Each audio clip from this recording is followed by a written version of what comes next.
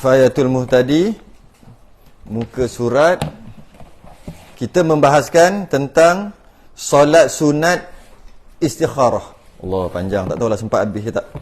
Solat sunat istikharah ni panjang. Solat sunat istikharah, muka surat 109.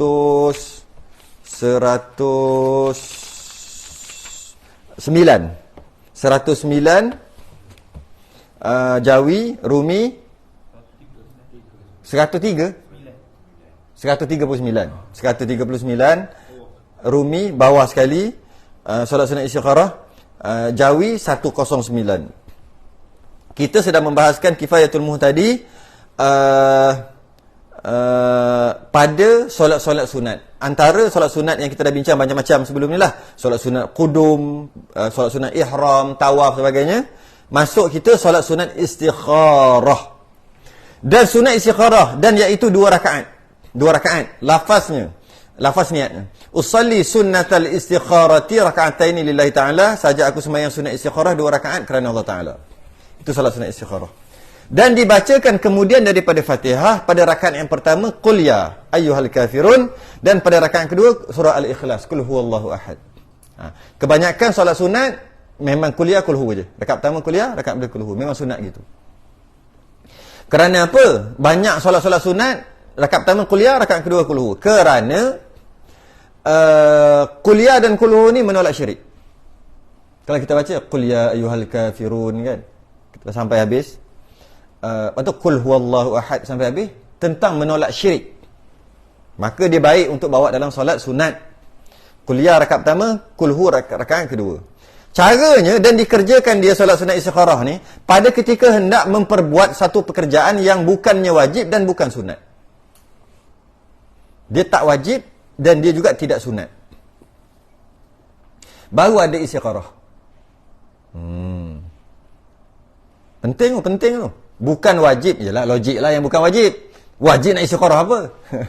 Aku nak istikharah ni, nak bayar zakat ke tak? Zakat harta ada, bayar banyak mana? Ada dalam 30,000, banyak ni. Istikharah tak ada. Dah benda betul wajib lah. Okay. Dan bukannya sunat. Dan bukan perkara itu sunat. Maksud bukan perkara sunat tu dari sudut pilihan tu. Walaupun perkara tu sunat, tapi dari sudut pilihan. Dari sudut pilihan tu. Kan biasa kalau istikharah ni nak kahwin lah. Kahwin bukan sunat ke? Sunat. Tapi kahwin dengan dia ni harus, kahwin dengan dia ni pun harus. Dari sudut harus tu. Kahwin dengan dia ni harus. Kahwin dia ni harus.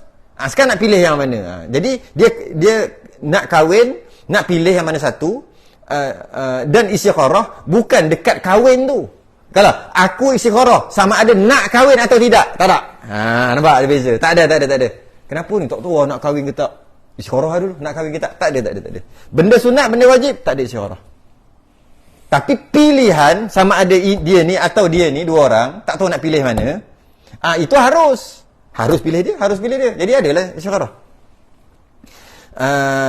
Maka diperbuatkan dia dengan niat minta Allah Subhanahu Wa Taala memudahkan barang yang ada padanya kebajikan.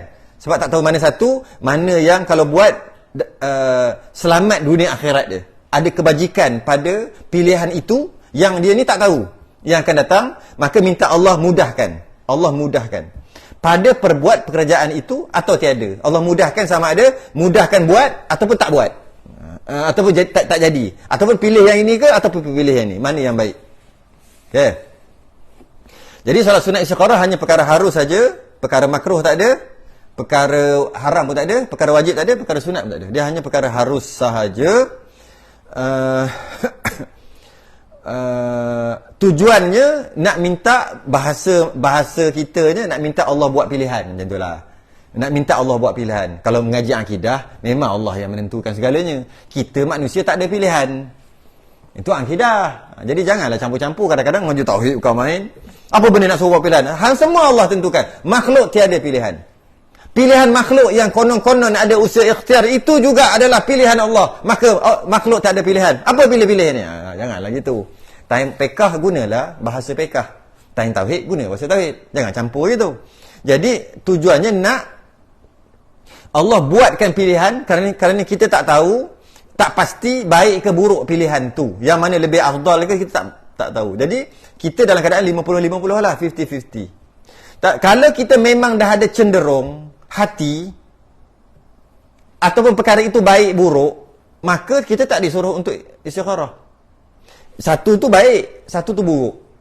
Istikharah nak pilih yang mana? Tak ada, yang baik je. Ataupun kita dah ada cenderung hati. Nak yang ini. Dah ada cenderung. Nak yang ini. Tapi bukan niat, cenderungnya lebih ke situ. Tapi yang ini pun best juga, tapi lebih kat ni. Tak ada istikharah. Rasa nak beli kereta Honda H nak beli Honda, memang minat jak kecek tapi Proton buat keluar yang baru pun cantik juga, tapi hati cenderung dekat H tu. H baru lain macam, baru boleh tukar cara jalan. Saya kena tukar saya punya jalan lah. Saya sudah pakai kereta H. Tiba-tiba dari istikharah, tak ada. Bohong je tu. Istikharah apa nak suruh Allah pilih apa? Kau dah pilih dah itu cenderung.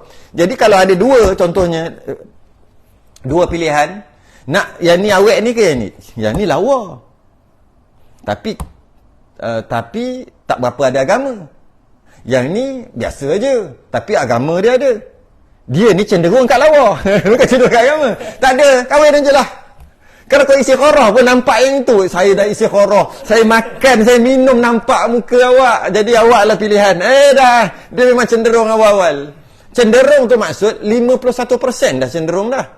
51% nak kawan ni, 49% nak kawan ni. Itu dah cenderung dah, tak ada istikharah. Kalau istikharah pun memang yang itu kan nampak. Lepas tu ngaku Tuhan, pilihan Tuhan, isteri pilihan Tuhan, awak tak boleh tolak. Pege dah. Pandai dia cakap. Mana boleh gitu. Dia memang betul-betul 50-50. Tak tahu, memang tak tahu betul. Tak tahu betul. Barulah ada istikharah. Kalau kata nak beli kereta baru, ada riba. Contoh kena bayar riba sikit. Kan nak bagi bunga. Riba bau bunyi sedap sikit ni, bunga. Bunga ni harum. Patutnya busuk, bukan bunga. Patut bunga tai ayam. Berapa bunga tai ayam? Mana boleh sebut bunga? Bunga ni harum. Itu antara nak menormalisasikan riba ni. Riba dia tukar interest. Riba dia tukar bunga. Bunga apa? Busuk. Tai patutnya. Berapa tai? Berapa persen tai? Bukan cakap bunga, tai terus. Sebab dia memang tiba-tiba nak beli yang mana. Kalau beli yang ni kena riba sikit lah, buat pinjaman konvensional. Kalau ni beli cash, buat istikharah. Tak ada istikharah. Mana ada. Habis tu pilihan yang mana? Pilihan yang beli cash lah. Sebab kalau tak beli cash, kena beli hutang. Kalau hutang tu Islamik tak apa juga. Perbankan Islam. Ini yang memang dah jelas-jelas haram. Macam tu juga nak melabur ke apa ke, ni sah-sah dah haram. Fixed deposit sah-sah dah haram. Masuk je, ada sejuta. Wah, ada. Ambil sejuta, bor dalam bank, fixed deposit, elak makan tiap-tiap bulan, bukan makan setahun sekali. ASB makan setahun sekali, dia makan bulan. Orang ada duit, biasanya dia akan masuk fixed deposit. Tengoklah, ada yang 3% sebulan, ada 4% sebulan. Kalau dia ada 100,000, masuk aje. Tiap-tiap bulan dapat 3,000 hingga 4,000, tengoklah berapa. Kalau dia ada sejuta, memang relax. Sebulan 30,000. 30-40,000. Malah mungkin boleh dapat lebih lagi. Tengoklah, sebab dalam juta-juta ni dia masuk bilik. Tak ada beratur. Ting tong, tunggu nombor 2135. Tak dah, bawa sejuta. Cik, masuk bilik cik. Cik nak minum apa? Fresh orange? Masuk. Saya pernah dulu. Kita pernah lalu zaman tu. Dia suruh masuk bilik terus. Masuk bilik terus. Dia layan, Masya Allah. Dia ni kat luar ni, kawan ni tunggu. Ting tong. Allah, bila lah nak sampai? Berjam. Ini tak ada. Masuk sejuta. Ada sejuta, masuk. Relax. Sebulan 30-40,000. Pergi sana, pergi berjalan sini, pergi berjalan sana. Tiap-tiap bulan boleh pergi Mekah. Tapi haram. Sebab fixed deposit dah. Nama fixed deposit dah. Malah dia punya keuntungan pun fix dah. Difixkan. Mana boleh? Bisnes apa fix? Dah ditentukan untung berapa pada berapa pada waktu. Mana boleh? Untung dalam pelaburan ni dia ambil persen. Itu pun kalau ada untung. Kalau ada rugi. Ini dah garanti untung. Tu fixed deposit ada banyak, semua bank ada. Semua bank ada fixed deposit. Dia punya 3-4% tu dulu lah. Lepas PKP ni, lepas COVID ni tak tahu lah. Rasa sama je kot. Sama. Ada yang 4%, sama lagi. Keturun lah. Jadi sama lah. Orang lain melabur setahun sekali dapat, itu pun berapa persen aja. Dia sebulan fixed deposit. Tiba-tiba duit banyak tu, isi kharah. Nak yang mana, nak masuk ke mana, tak payah. Yang itu memang haram, tak boleh dah. Tak boleh. Tak nak mengundi. Tak nak mengundi. Tak nak mengundi. Dua-dua baik. Dua-dua okey. Barulah isi kharah. Tapi kalau satu tu rasuah ke, khianat ke apa ke, satu tu baik, mana ada isi kharah dah? Mana ada isi kharah dah? Tak ada dah isi kharah. Satu ahli sunnah wal jamaah, satu wahabi. Tak ada isi kharah dah. Nak isi kharah, nak pangkas yang mana? Tak ada. Yang itu tak boleh. Tak boleh bincang yang tu. Tak ada isi kharah. Kerana dah jelas yang mana halal, yang mana haram. Jelas dah. Yang mana disuruh, yang mana ditentang. Maka tak ada lah istikharah. Yang ada istikharah harus. Istikharah dari sudut sembahyang yang tadilah kita bincang. Tapi istikharah kita dari sudut tasawuf 24 jam. Dalam hati kita sentiasa istikharah. Sentiasa minta Allah yang pilih kan dari sudut istikharah hati. Itu tasawuf lah. Bukan kita je buat. Apa saja kita nak buat, biar ada dalam hati, minta Allah pilihkan, dorongkan yang baik. Itu dipanggil istikharah hati. Yang ini istikharah sembahyang. Maka kemudian daripada dikerjakan sembahyang 2 rakaat itu, lepas sembahyang 2 rakaat, niat istikharah sembahyang 2 rakaat, dan membacakan doanya yang lagi akan disebutkan dia. Baca doa ni oleh orang yang terasaan cenderung hati kepadanya. Ada orang yang masalah ni lah, yang baca doa ni, yang tengah-tengah hati ni nak bagi cenderung ke mana ni, nak minta Allah pilih ni, baca doa. Dan yang dimudahkan dia oleh Allah itulah terlebih baik dikerjakan. Kalau benda tu mudah, maka yang itulah pilihan Allah. Itu cara dia. Allah dorongkan. Tapi kena baca doa ni. Kalau tak baca doa ni, maka dia tak jadi istikharah. Dia istikharah ni martabat dia mutlak. Solat sunat istikharah martabat mutlak. Kalau niat istikharah tapi tak minta Allah pilih kan, dia tak jadi istikharah. Istikharah ni sembahyang sunat mutaakhir. Sembahyang sunat yang mana sebab mutaakhir. Sebab tu datang lambat.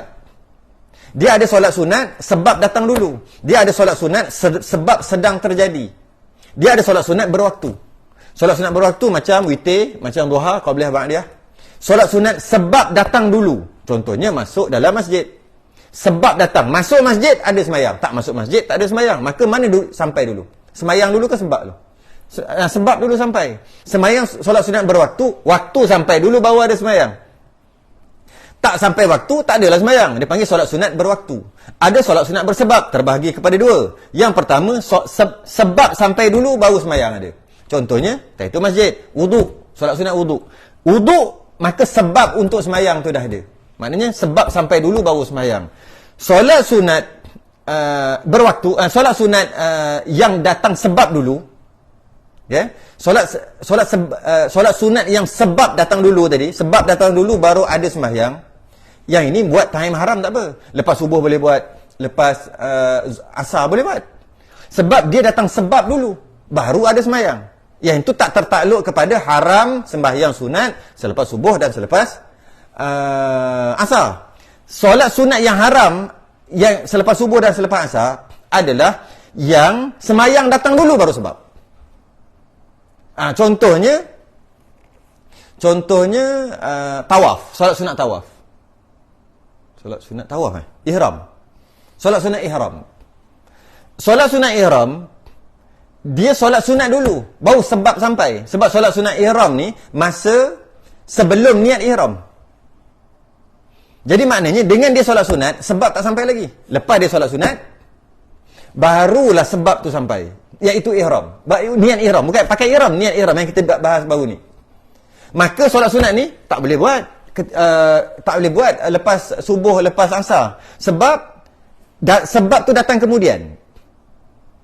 Contohnya istikharah. Istikharah juga sebab mutaakhir, sebab datang kemudian. Sebab apa? Dia memang niat dah lama dah nak benda itu, nak minta Allah pilih, tapi sembahyang dia tu mutlak aje. Bila sebab tu sampai? Bila dia doa. Doa dia lepas sembahyang. Maka dia tak boleh buat lepas subuh, lepas asar. Sebab tu doa ni penting. Dengan doa istikharah, tak semestinya doa ni, tapi doa dengan membawa maksud minta Allah pilih, maka baru jadi istikharah. Dan solat sunat istikharah jenis mutlak. Bila jenis mutlak, dia boleh masuk dalam semua sembahyang yang lain, gabung. Jadi kalaulah lepas sembahyang maghrib dia doa ni, maka sebenarnya sembahyang maghrib tadi telah gabung di antara solat maghrib dan solat istikharah. Bila dia niat minta Allah pilihkan, ataupun baca teruslah doa ni. Maka doa itu, Allahumma inni astakhiruka bi'ilmika wa astaqdiruka biqudratika wa as'aluka min fadlikal azim fa innaka taqdiru wa la aqdiru wa ta'lamu wa la a'lamu wa anta 'allamul ghuyub. Allahumma in kunta ta'lamu anna hadzal amr. Berhenti kat sini, hadzal amr, masa ni niat, masa ni doa apa yang kita nak. Allahumma in kunta ta'lamu, ya Allah, dalam pengetahuanmu, anna hadzal amr, pekerjaan yang aku nak buat ini, maka sebut. Maka aku nak buat apa-apa ni, khairul li, baik untuk aku, fi dini wa dunyaya wa ma'ashi wa aqibati amri ajilihi wa ajilihi faqdurhu li wa yassirhu li thumma barik li fihi ya karim wa in kunta ta'lamu anna hadzal am syarrun li. Tak elok untuk aku, fi dini wa dunyaya, pada agama aku ataupun pada dunia aku, wa ma'ashi wa aqibati amri ajlihi wa ajlihi fasrifhu, jauhkan, anni wasrifni anhu, jauhkan aku daripadanya dan jauhkan dia daripada aku, waqdur liyal khaira haitsu kana thumma raddini bihi ya karim. Dan maknanya, hai Tuhanku, bahawasanya aku pohonkan barang yang ada pada kebajikan dengan pengetahuan engkau. Aku nak minta perkara yang nak buat ni, tak tahulah kebajikan ke tidak. Kalau ada kebajikan, aku nak minta dengan pengetahuan engkau. Dan aku pohonkan kuasaan dengan kekuasaan engkau. Dan aku pohonkan dengan kelebihan engkau yang amat besar. Kerana bahawasanya engkau amat kuasa dan tiada bagiku kuasaan. Dan engkau amat mengetahui segala yang gaib-gaib. Ya, hai Tuhanku, jika ada engkau mengetahui akan bahawasanya ini pekerjaan, yang tu hazal amr tu kat sini, ini pekerjaan ini kebajikan baik bagiku dan baik bagi agamaku dan duniaku dan pada kehidupanku dan pada kesudahan pekerjaanku yang ada ia pada masa sekarang ini dan yang masa akan datang, maka memberi kuasa bagiku akan dia, lorongkan aku untuk buat, dan engkau memudahkan dia bagiku, biar dia pun datang dekat aku. Bagi mudah. Kemudian berkat olehmu padanya bagiku, hai ya amat murah. Kemudian berkatlah perkara itu. Contoh kita nak beli kereta tadi kan, contoh kita nak beli kereta tadi, ya Allah, jika aku nak beli Honda ni, ya Allah, menyebabkan aku lebih dekat dengan masjid ni. Ada Honda tak mari masjid dah, baru ada Honda, belum ada Velfire lagi. Baru Honda tak mari dah. Kalau begitu, ya Allah, jangan bagi aku beli Honda, ya Allah. Macam tu. Kalaulah dengan adanya, maka menyebabkan aku lebih dekat kepadamu, bantu orang naik Honda aku ni, ataupun buat datang masjid ni, buat datang masjid kancil apa barang, simpan buat apa Honda tu, pergi Langkawi ke gimana? Allah. Gimana? Jadi bila macam tu, ya Allah, jauhkan, biar tak jadi beli, biar jauhkan, minta Allah. Dan jika ada engkau mengetahui akan bahawasanya ini pekerjaan kejahatan bagiku, jadi jahat, aku jadi jahat, dengan aku dapat naik pangkat ke apa, menyebabkan jadi tak elok. Padahal duduk jadi orang bawah ni elok aja.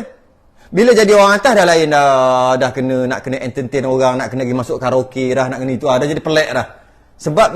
Sebab pekerjaan tadi. Jangan bagi aku naik pangkat, ya Allah. Contohlah macam tu. Dan pada agamaku dan duniaku, kehidupanku, dan pada kesudahan pekerjaanku pada masa sekarang ini dan pada masa akan datang, maka palingkan olehmu akan dia. Aku tak nak benda ni, ya Allah. Dan palingkan daku daripadanya, dan dia pun jauhkan kat aku, dan memberi kekuasaan bagiku akan kebajikan barang mana tempat ada ia, dan memberi kuasaan. Jadi dorongkan aku, bagiku akan kebajikan barang yang mana tempat ada ia. Yang baik itu dorong kat situ. Aku tak nak yang ini. Kemudian kurniakan bagiku redha dengan dia, hai Tuhan yang amat murah. Kemudian redhakan aku dengan perkara tu yang aku dapat tadi tu. Maka hendaklah disebutkan kehendaknya tatkala menyebutkan inna hadzal amr. Maka jika terbuka hatinya bagi memperbuatkan suatu itu, tiba-tiba terbuka hati ataupun dimudahkan jalan, hendaklah ia perbuatkan dia. Buatlah. Dan minta Allah tunjukkan bila mudah yang itu, buatlah itu.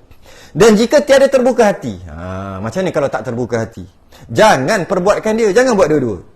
Ini cara dia. Dan jika tiada terbuka sesuatu, hendaklah ia mengembalikan perbuatan itu hingga terbuka hatinya kepada salah satu.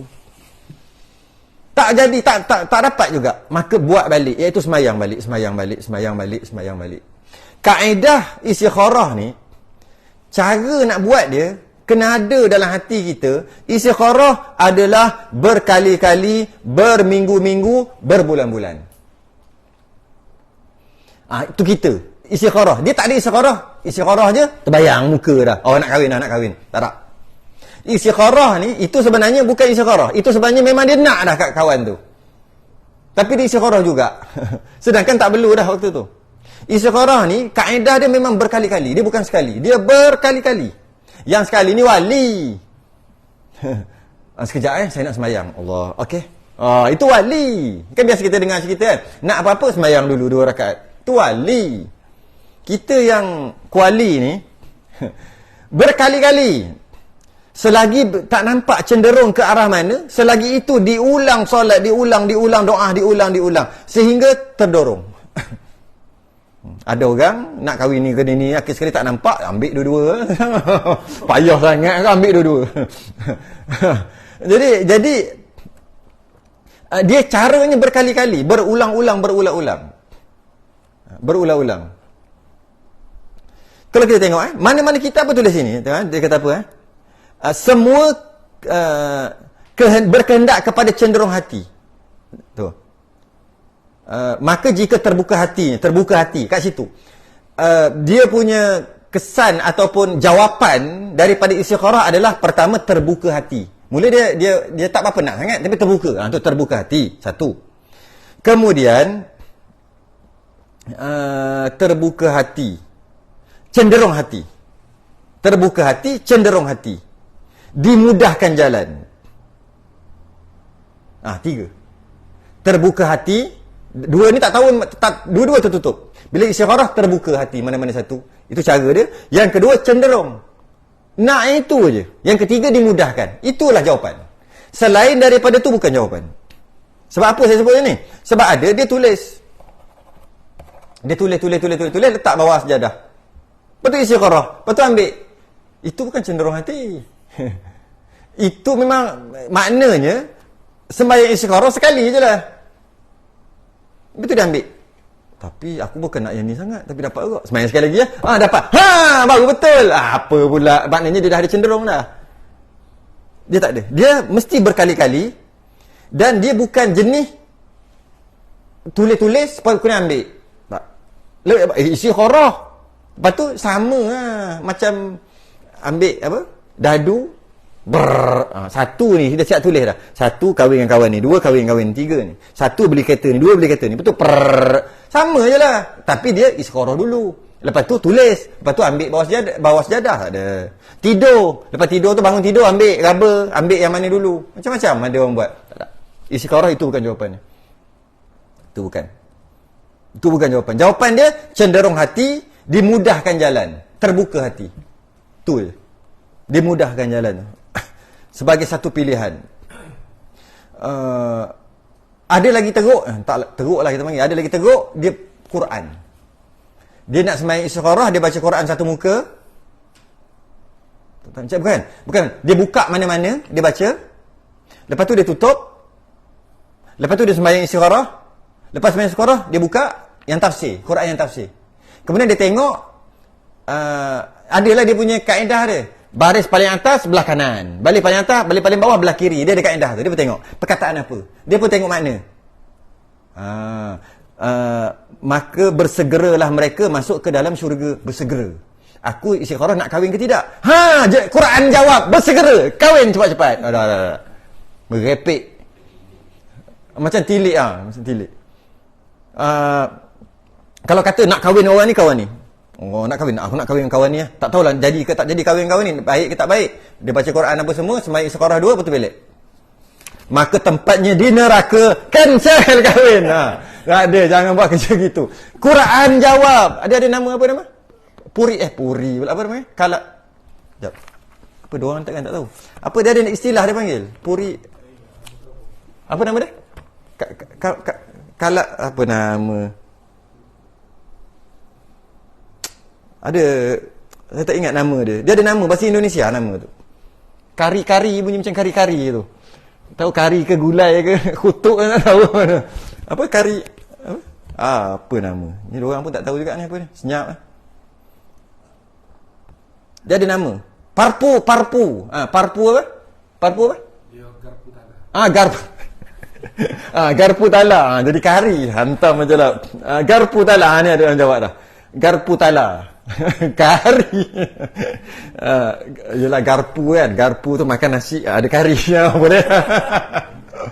Garpu tala nama dia. Garpu tala. Benda tu lah. Di istikharah apa tu kan? Belek Quran, tengok ayat tu. Lepas tu apa munasabah? Dia nak berniaga apa? Nak jual apa? Nak jual kedai runcit atau buat dobi. Dia pun macam tu lah. Baca Quran ke apa, adalah dia punya kaedah. Buka-buka, tengok yang paling atas belah kiri. Libasul lakum, pakaian bagi kamu. Pakaian, maknanya dobi. Jangan buat je itu. Jangan buat, memang kena main dengan syaitan aja. Mengarut, mengepek. Walaupun sebelum tu dia sembahyang istikharah. Tidak. Jawapan istikharah, cenderung hati, terbuka hati, dipermudahkan. Itu jawapan. Tak ada main tulis-tulis, tak ada main belek-belek Quran. Selagi tak cenderung hati, selagi itulah ulang. Kalau lama sangat sampai puas dah, tak cenderung juga mana-mana, tak terbuka juga mana-mana, maka para ulama kata, ambillah yang mudah di antara dua pilihan. Ambil yang mudah. Yang ni mudah sikit kot. Nak kahwin ni ke yang ni? Buat. Tak jadi, tak terbuka dua-dua. Tak terbuka. Nak ambil dua-dua, tak boleh. Akhir sekali macam mana? Dah puas dah. Tak ada juga cenderung hati. Maka ulama kata macam mana? Ambil yang mudah. Yang ini duduk cuma 30 km daripada rumah. Yang ini 350 km. Yang ni nak balik kampung payah nanti. Dah lah tu nak balik kampung nanti, dah lah Pantai Timur. Jam Allah 22 jam. Kau sini, maka ambil yang ni lah. Dia main pilih gitu lah. Yang mudah. Yang dia agak mudah bagi dia. Nanti kalau nak balik raya nanti senang aja. Jadi macam alasan mudah-mudah gitu. Sebab dah tak dapat jawapan. Tapi kalau nak juga jawapan daripada Tuhan, buat ulang. Cukup. Wallahualam. Panjang ni bab ni. Sembahyang hajat pula akan datang, dan sunat sembahyang hajat, dan iaitu telah disebutkan dia oleh Imam Ghazali dalam Ihya. Ini ada satu kaifiat cara sembahyang yang Imam Ghazali ajar, tapi ditolak oleh kebanyakan ulama. Walaupun Imam Ghazali ajar, tapi ditolak kebanyakan. Imam Ghazali ajar tu pun bukan Imam Ghazali, dia ambil daripada ulama lain yang sebelum dia, ulama salaf. Iaitu lepas sembahyang ni sujud. Lepas salam sujud. Doa dalam tu kan. Sebagai besar ulama tak bagi. Tapi dalam kitab kita ada. Kita tangguh dulu. Selain tasbih kafarah dan suratul subhanakallahumma